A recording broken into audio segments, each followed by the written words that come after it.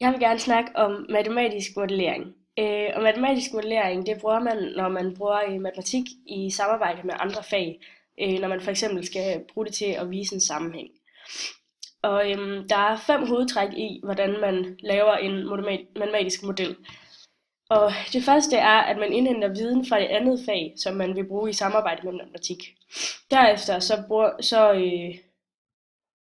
tilføjer man matematiske termer og begreber til, til den viden, man i forvejen har fra det andet fag.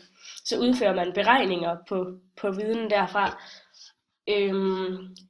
og så laver man beregninger på den matematiske model, og så kan man lave en oversættelse til konsekvenser for det andet fag, hvilket vil sige, at hvis vi har en matematisk model, så kan vi bruge den til at kigge på, hvordan noget vil udvikle sig for det andet fag.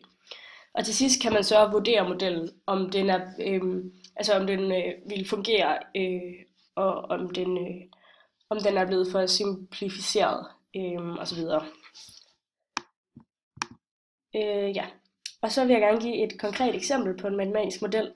Og der kan man for eksempel tage udgangspunkt i en af de opgaver, som vi skal lave i anden del, nemlig hvor vi skal lave en model over Indiens befolkningsudvikling.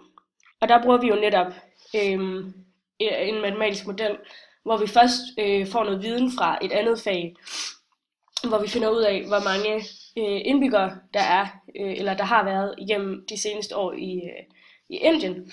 Og derefter så kan vi så lave en matematisk model ud fra det og vurdere, hvilke konsekvenser det vil have for Indiens befolkning ud fra vores model.